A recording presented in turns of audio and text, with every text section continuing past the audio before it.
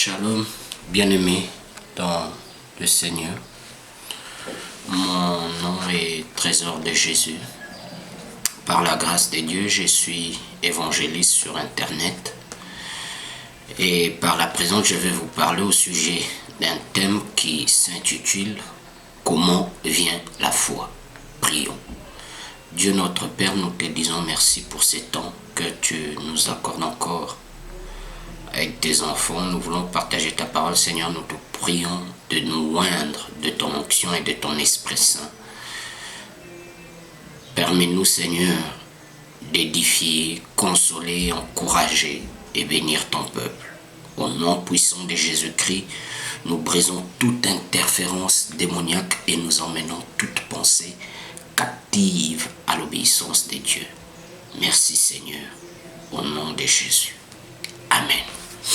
Bien-aimés, sans plus tarder, ouvrons nos Bibles dans les livres d'Hébreux, chapitre 11, le verset 1.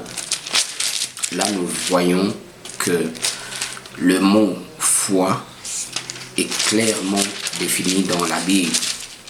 On va lire dans Hébreux, chapitre 11, le verset 1. Or, la foi est une ferme assurance des choses qu'on espère, une démonstration de celles qu'on ne voit pas. Nous voyons dans ce texte bien-aimé que la foi est un mot qui est clairement défini dans les Saintes Écritures. C'est une ferme assurance des choses qu'on espère. C'est l'évidence des choses qu'on espère. C'est la manifestation des choses qu'on espère. C'est une démonstration des choses qu'on ne voit pas. C'est la matérialisation des choses qu'on ne voit pas. Donc la foi donne vie aux choses que nous espérons atteindre, avoir. La foi, c'est le fait d'avoir confiance en Dieu. La foi, c'est le fait de s'attendre à Dieu. La foi, c'est le fait de croire que Dieu va faire ce qu'il a dit qu'il va faire. Il est important d'avoir la foi.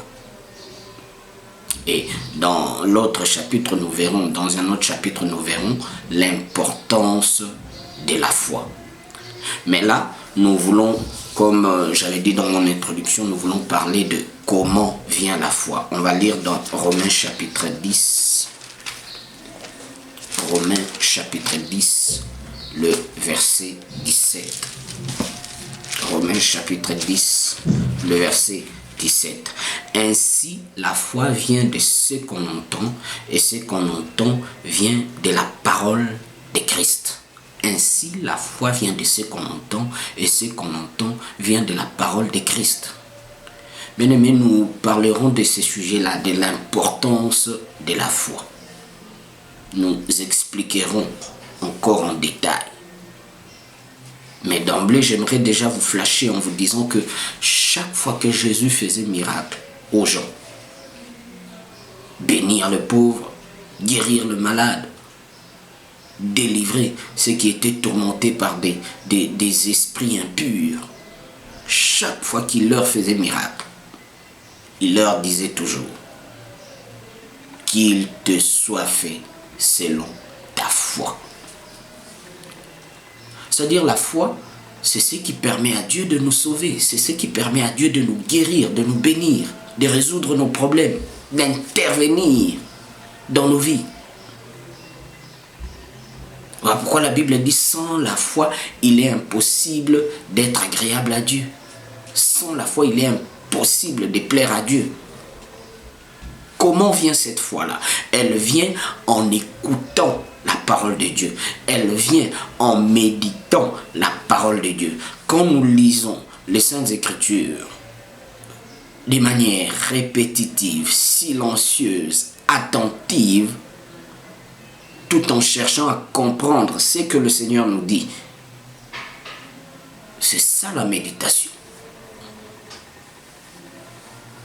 La foi vient de ce qu'on entend et ce qu'on entend vient de la parole de Christ. Donc, ça ne sert à rien de se plaindre ou de se lamenter ou de blâmer Dieu pour notre manque de foi. Parce que dans sa parole, il nous a donné la voie par laquelle nous pouvons avoir la foi. Et la voie, c'est en écoutant la parole de Dieu. C'est en méditant la parole de Dieu. Dans Osée chapitre 4, verset 6, les Saintes Écritures disent « Mon peuple est détruit parce qu'il lui manque la connaissance. » La connaissance de la parole de Dieu est claire. David dit dans l'un de ses psaumes « Ta parole est une lampe à mes pieds. » Ta parole est une lampe à mes pieds. Donc sans la parole de Dieu, nous allons marcher en tâtonnant. Nous allons marcher en tâtonnant en plein midi, ne sachant pas d'où nous venons, et où nous sommes, et où nous allons. La parole de Dieu nous permet de savoir qui nous étions, qui nous sommes, et qui nous sommes censés être en Jésus-Christ. La parole de Dieu nous permet de savoir qui nous étions, qui nous sommes et qui nous sommes censés être en Jésus-Christ. Quand nous sommes en mesure de répondre à ces trois questions, nous affrontons la vie avec courage. Nous affrontons la vie avec détermination.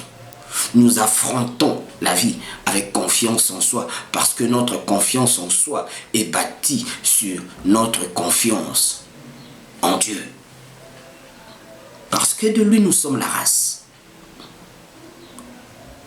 Plus tu écoutes la parole de Dieu, plus tu médites la parole de Dieu, plus ta foi grandit. Plus ta foi grandit. Je réponds. Plus tu écoutes la parole de Dieu, plus tu maîtrises la parole de Dieu. Tu peux me dire, non, dans mon pays, il n'y a pas de pasteur, il n'y a pas des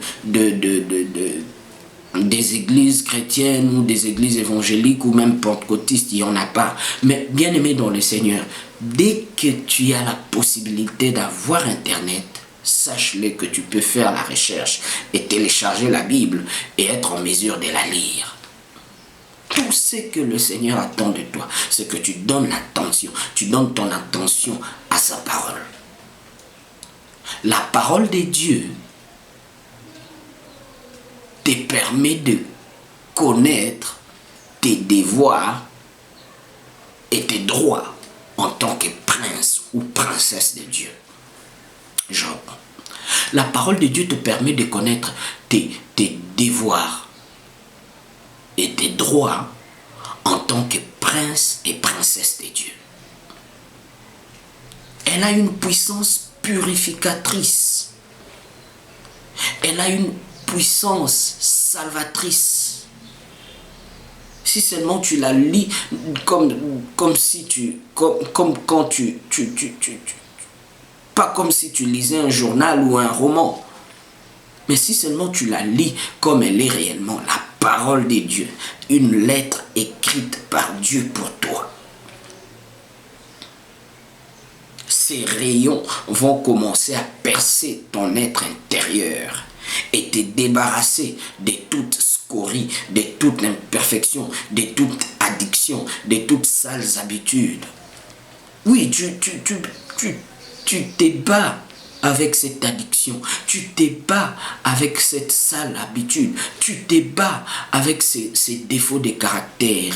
Si seulement tu donnes attention à la parole de Dieu, mon frère, ma soeur, tu seras délivré de cette addiction, tu seras délivré de cette sale habitude, tu seras délivré de ces penchants meurtriers, tu seras délivré de tes angoisses.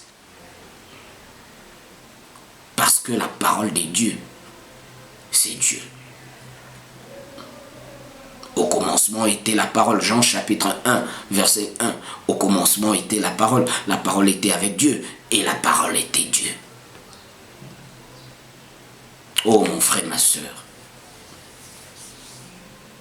Tout ce que le Seigneur attend de toi est que tu connaisses sa parole. Quand tu connaîtras sa parole, alors toutes les richesses du ciel deviendront tiennes. Dans la parole de Dieu se trouve ton élévation. Dans la parole de Dieu se trouve ton bonheur. Dans la parole de Dieu se trouve ta fécondité. Dans la parole de Dieu se trouve ta bonne santé. Dans la parole de Dieu se trouve ta prospérité. Dans la parole de Dieu se trouve ta victoire. Dans la parole de Dieu se trouve la faveur divine. Que ta foi augmente au nom puissant de Jésus-Christ. Que ta foi augmente au nom puissant de Jésus-Christ. Que ta foi augmente au nom puissant de Jésus-Christ.